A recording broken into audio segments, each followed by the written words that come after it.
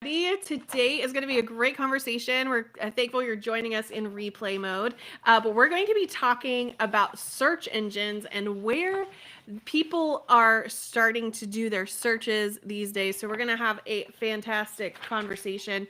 Today, I'm not in my normal studio. I'm actually, James and I just decided to jump in the car and go on a random trip. But we're at our friend's farm here in Southwest Florida, and it's really cool stuff. I forgot to mention this, but they have YouTube, Facebook. They have 26,000 followers on Facebook for Eagle Country. They do a live eagle feed, like live feed of the eagles in their nest and the drama that happens with those things. And people watch it from all over the world, but they have live feeds on YouTube, on Facebook, etc. And so you can come and watch the gators and the eagles and the great horned owls and the eagles battle. And anyway, it's super fun stuff. But you guys have to check it out. Just look for Eagle Country on pretty much any of the social media platforms. But anyway, so I'm here in Florida, and my name is Elizabeth Doss, and I am a social media content creator and a consultant, and I help brands and businesses come up with ideas for how to show up on social media. But one of my main focuses is using animated GIFs and how brands can leverage using GIFs to interact and build community and harness their thought leadership. And so I'm going to hand things over to Stephanie. Stephanie, I would love for you to introduce yourself this morning, but also to introduce our topic. Well, I'm already excited, and I haven't even had a latte yet. Hello, everyone. Welcome to those of you watching on the replay. I am Stephanie Gillis-Palgard. I'm the brand architect behind Take Roots Consulting, and I help small businesses, nonprofits with their storytelling in both traditional ways, yes, from way back in the day, because I've been in this business for over a couple of decades, and also harnessing the power of, yes, our good friend social media, email marketing, and all of those other marketing tools. Today is an interesting one, Elizabeth. I'm not going to lie, because when we think about traditionally how people are searching for businesses, for products, and all of those things, I mean, I don't know about you, but habitually, right, you find where that search bar is, or you're Googling it, right? And that's what we're doing, whether we're on a social media platform, whether it's LinkedIn in their search bar, over on Instagram, we're using hashtags and things like that. We've been trained to use those things, but now it's starting to change. And you and I've had this conversation, and that's what led us to saying, hey, we need to go deeper into this today for all of those other people that are just trying to be the best DIYers they can be. And that searching is now being moved into a conversational realm. And this is now that perfect opportunity to pass it to you, because as you started to share examples of what you're seeing with some of your clients and the experiences they've had, and lead gen, and how that is actually starting to be developed by using those non-traditional SEO. Like, again, I will sit here and say I'm more of that DIYer on the SEO. I do not consider myself to be an SEO expert by any means, but this is something that the non-tech people, non-coders in the world can lean into. And I think it's a perfect conversation now that you start to see a lot of this stuff going on with ChatGPT and others, and we're throwing them out there, and they're making our little anime photos, and I think it's just something else we can lean into and put in our toolkit. So with that little bit of a setup, over to you, Elizabeth. Yeah, sure. So, we have seen this for years, the searching habits of people, and it's marketers over the years since the internet came into existence have wanted to harness the power of what is someone typing into search that you are the solution for.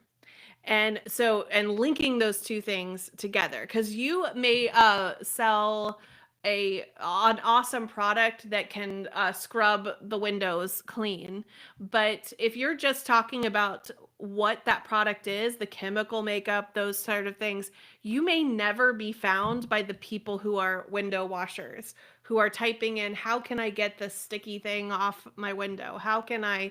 And so they're typing in these questions. And but what they have come to find is people, when they started typing into search, weren't typing in a full question for the most part, with formatting and verbs and stuff.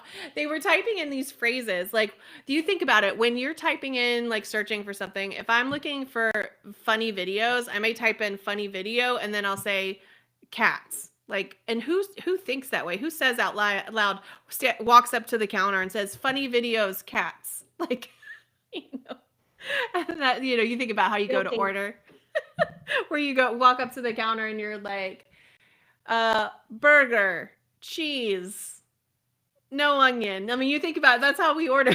Like, it doesn't make, and just a lot of times you're not saying, "Can I have a?" So you're not taking the time to type that in. But what we're seeing across the board here is the searching habits of people are changing. And that's the point of today's conversation, is that their searching habits are changing. So people are, while they're still using Google, yes, a lot of them are yielding towards their social media to get the answers that they're looking for. So we're going to start with social media for just a second before we move into the AI side of things. They're typing in the search bar for social media to find local restaurants, to find recommendations for products. It's where they're doing research for certain things.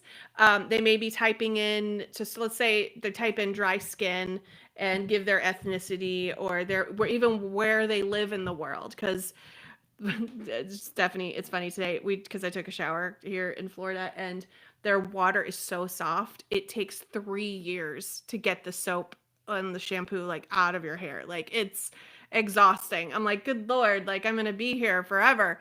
But like, because in South Carolina, our water is like medium hard, but then when I go to Indiana, it's like really hard water.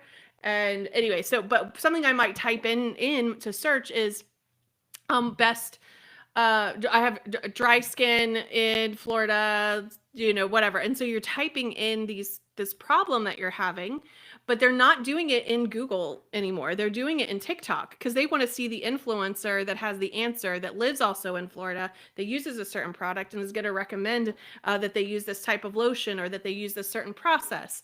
And so you got to get in this mindset of how am I positioning my content to be the answer for people's solutions, the answer for people's questions, and thinking along the lines of including those things. Now, something I wanted to bring in before I hand it back to you, and then we'll switch into AI side of things, is it was a conversation that we were having with her name was Claudia, and it was Sean Walchef. I'll try to find the link to that podcast conversation and put it in the chat, because she's a platinum, like, Google My Business like person. So it was a really fascinating conversation about setting yourself up for being found locally. But one thing that Sean was saying in it is that YouTube is starting to use this AI scraping side of things. And I have a feeling the other social media apps are doing the same thing, where they are verifying the veracity, the truth of what you are posting by several markers. They're taking a look at your caption. They're taking a look at the metadata in the file itself. So where was the video recorded? What is the title of the video, etc. They're also taking into account the transcription or the words that are used in the video, as well as the ones used in the thumbnail. And AI is scraping all of that information and putting it all together and saying, yes, this person says this video is about a turkey that got caught in the fence, which is not a real thing. I don't know anything about turkeys and fences, but because AI can watch the video and verify, yes, that's a turkey, that's a fence, and it happened in Colorado. But the metadata says, was this video actually taken in Colorado?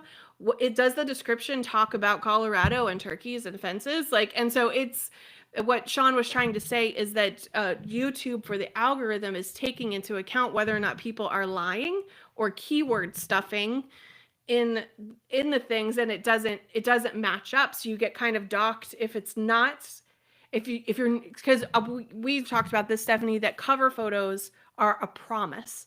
You're making a promise to someone that when they click on that, they're going to get that answer there. And how many times is the clickbait then you click on it and that's not the answer that you get? And so anyway, it's interesting that they're using AI in this way with the search engine side of things, that it actually they're looking for content that actually is the answer to people's queries. And so when I'm gonna throw this back to you, because I know that you work with different clients, and you're doing events and you're doing other things, and I'm sure there's a part of what you are doing in getting in the mindset of how do we position ourselves as the authority in this, but also to be able to be found by the people that we want to find this thing. And so anyway, if you feel free to add anything else that Sure. No, comes I to mean, mind. that was a great setup, and it's true, right? I mean, listen, as a business owner, and obviously myself as a strategist, I'm working with a lot of different companies right now, and yes, certainly producing a lot of events. So you have to be strategic with the tools that are available to you. And we know that social media, I mean, it's a great free tool, but we need to leverage the features within the platforms that we're on. And we kind of dabbled in it a little bit at the beginning of the conversation in this notion of people are using hashtags, like they are searchable. So we want to be strategic in when we're doing that.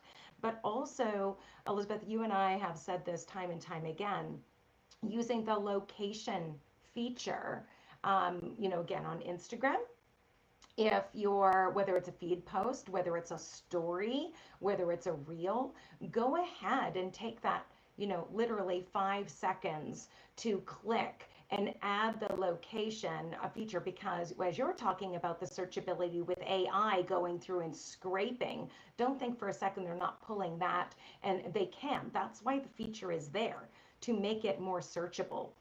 So thinking through the platforms that you're on, and from an event perspective, yeah, do you have a custom hashtag that you're going to encourage? And so that, again, you can go back and search all of the people, attendees, sponsors, whoever was present, that may have used that custom hashtag that you've built out.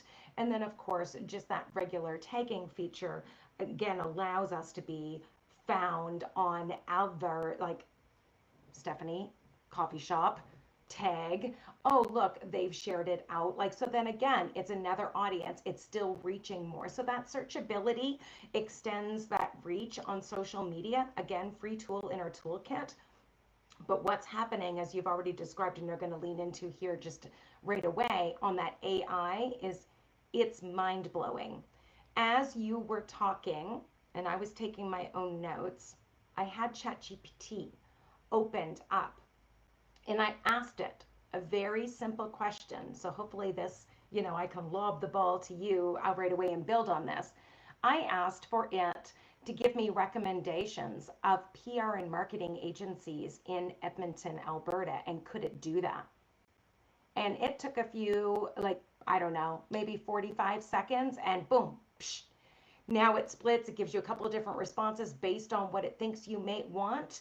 And Take Roots was there. And then I asked her a refined question. Okay, and I know of a couple of others in the city.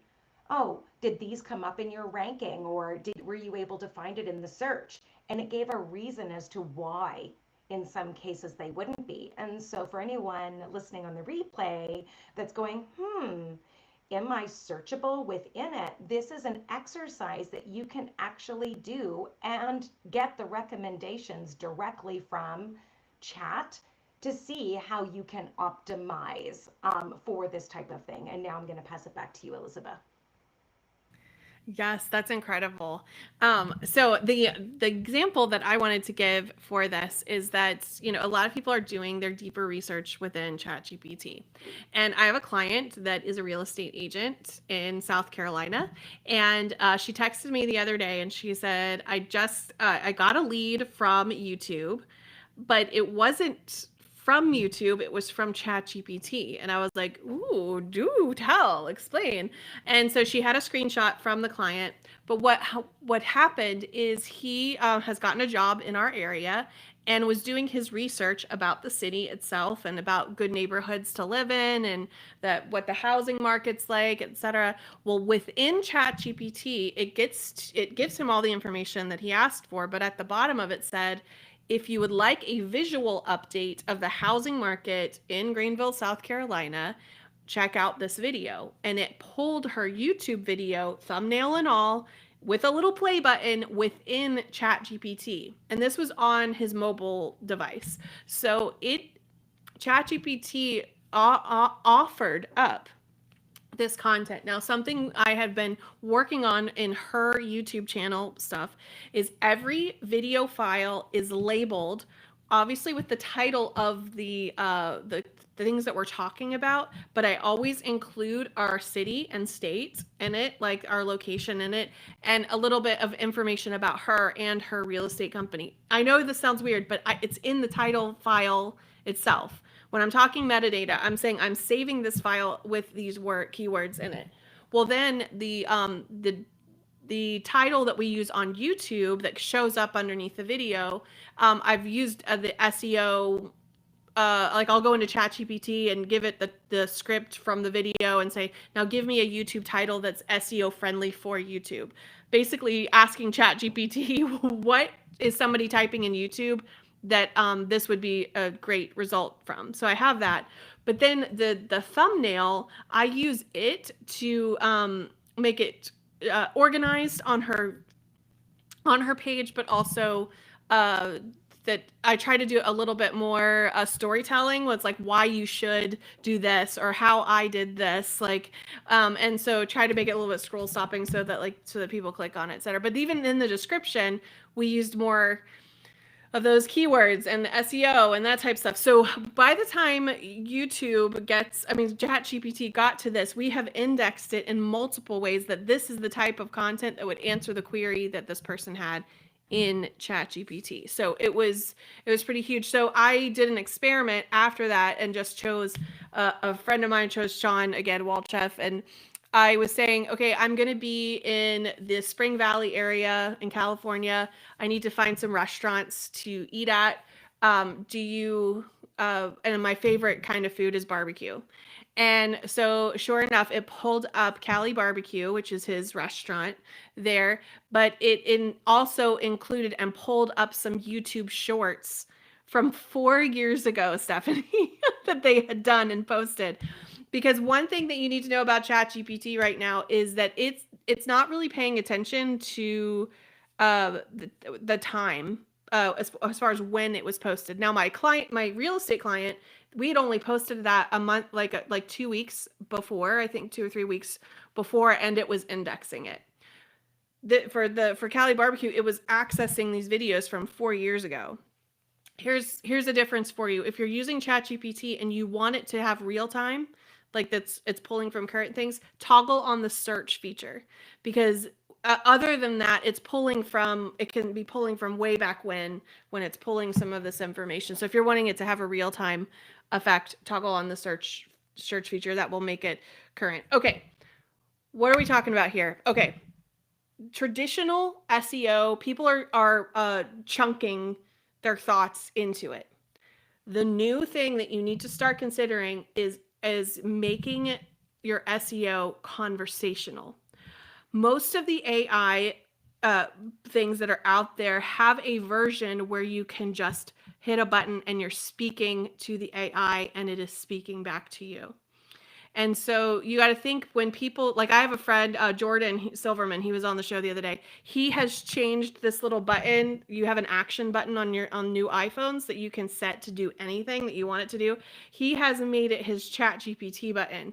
So when he's out running, if he has a thought of something, he'll hit that button and have a conversation with ChatGPT as he's running down the road, or maybe as he's driving if a thought hits him. But it transcribes those conversations and also gives you information. So that's another little tip, is make your little button a ChatGPT bot. But these are conversational. Meta AI is this way.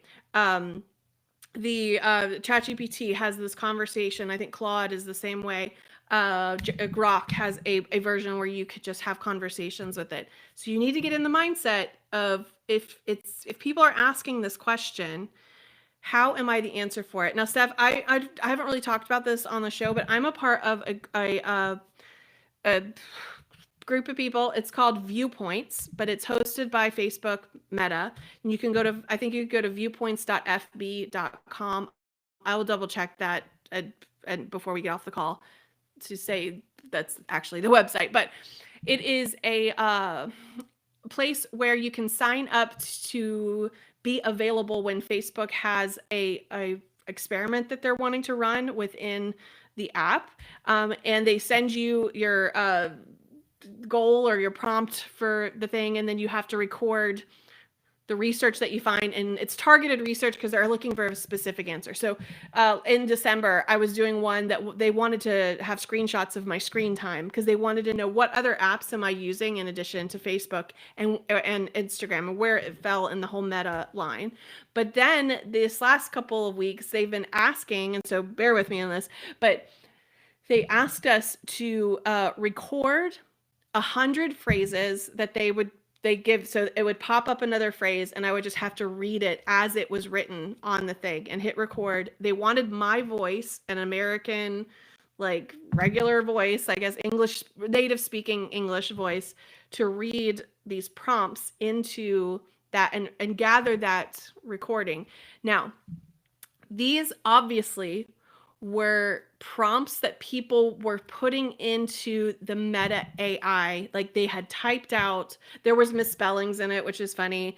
Some of them were in Spanish, which was a lot of fun to turn that part of me on and read in Spanish to this thing. But I could tell it was current events because there were several questions that I knew were in the news that people were asking.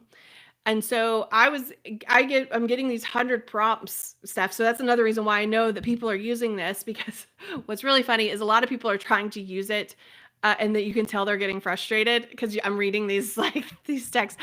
They think that Meta AI can do Apple Maps or Google Maps. They're always asking, "How far am I from?" Ooh, there's your latte. How far am I from this place? Or get me directions to this thing. And they're trying to use Meta AI to get directions, and I'm like, no, guys, you have to go to Google Maps or Apple Maps or a map. This is not a map. But my point in this is Facebook is actively looking at the habits of people and how they are searching and how they are using Meta AI in the back end. And I know that all of the other ones are doing this too. And so if you want to get ahead of the game, we're trying to help you out here.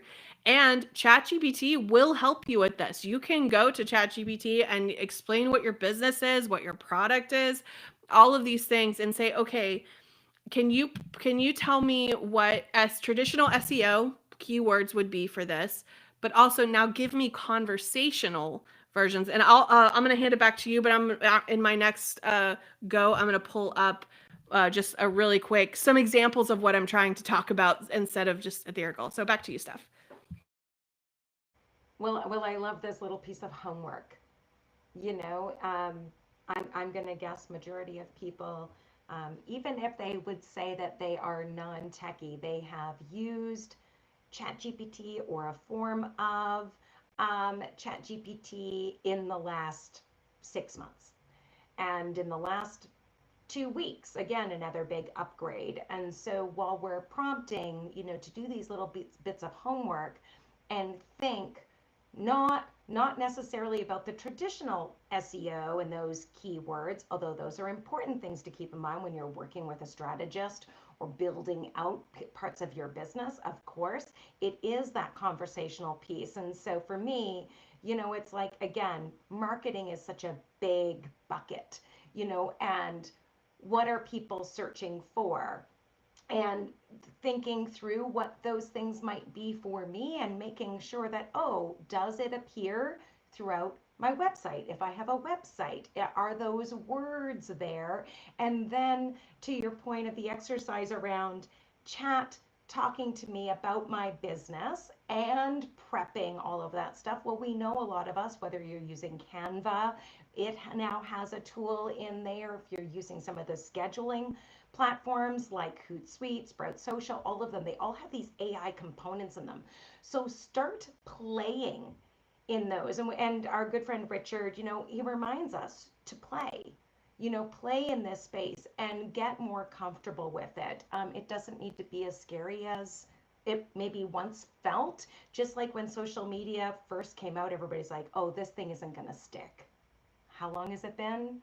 How many more different platforms have been launched and continue to be launched? It's here for the long game. So let's lean into it a little bit more and take that fear away. And one of my favorite sayings, as you know, is feel the fear and do it anyway. We might as well wrap our arms around it and welcome it in to make our lives maybe a little bit easier in the sense of the efficiencies, the timing, so that when you are putting out content or when you are wondering, hey, how am I going to do on my lead generation this quarter? You're accessing these free tools that are already available to you. And yes, keeping on top of all of the things can be quite overwhelming. So just start with one and get familiar. And so, as you're going to dive in and show us a little bit more of those examples, Elizabeth, I think it'll prompt people to take their notes and walk away from this conversation with you don't need to be an expert in SEO. I certainly am not.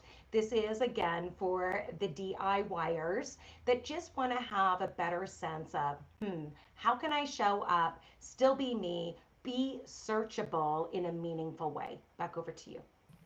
Exactly, exactly. And so I am going to share my screen, you guys. So ignore any other windows that are like popped open, etc. Okay, so I am in this chat GPT here. I want you to know that what I asked it was diving deep in the difference between traditional SEO and conversational SEO. And so I said, I do what we always do, Stephanie, and I had to make it about buying a candle. To start with, because that's where we start. So this is, imagine your product in this place, but somebody types into Google, this is how they would type into Google for SEO: best soy candles under $25. So you imagine you're at a retail store and you walk up to the counter and you go, best soy candles under $25. And the person's like, over there. Anyway, but it's saying it's keyword rich, it's designed to trigger blog posts, etc. So maybe you make a blog post that says, here are the top 5 soy candles under $25. Anyway, and so I would access that. But you're optimizing for affordable soy candles, top soy candles for gifts, budget friendly candles under $25. So this it's saying think robot friendly, keyword focus, and a little stiff. Well, thanks ChatGPT for that. And so then I asked it, instead of traditional SEO, give me the conversational SEO. And so it said, this is the social media and AI chat style. So someone asks Instagram, TikTok, or an AI chatbot, what's a good candle that smells amazing but won't give me a headache? So you see they're asking, you could see they turn on their chat GPT and they're just talking to it. So what's an amazing candle? Smells amazing, but it won't give me a headache. Or I need a cute candle that makes my apartment feel cozy. AF. Sorry, ChatGPT. Oh my. Help. And so Sassy this this morning. it is very sassy. Apparently, that might be my fault how I talk to mine. But this is more human, emotional, and based on how people talk and ask for recommendations. Your content should match that tone. And here's a caption example: looking for a cozy candle that won't make your sinuses hate you? We got you. This is my life is together candle, but make it under $25. Talk like your customers and not like a search engine. So that there's that part of how you should show up. So really quickly, it did a business coach for me. Somebody in traditional SEO would type in a small business coach near me. And it goes in, you're optimizing for these keywords, etc. But when you look at the conversational one, it says, I feel stuck in my business. How do I grow without burning out? Is hiring a coach even worth it if I'm not making 6 figures yet? So these are things people are typing. And so into chat GPT. And so your content should reflect that. Not sure if coaching is worth it? Here's what I tell clients stuck at 5,000 a month. Now, you've got to think through where you're going to include this conversation. Are you going to put it in the description? Are you going to say some of these things in your video so that in part matches up? And so you got, just think through that. And then there was like a brand designer one, affordable brand designer for startups. That's what somebody might type in to a search. But the conversational version of that, I need branding, but I'm not ready for a full rebrand. What do I do? what should I even have before I hire a designer? And so then it tells you. So I'm telling you, you can go into ChatGPT and input what your brand and business is, and then you can go through. Oh no! Oh, Stephanie, I hit stop instead of stop the share.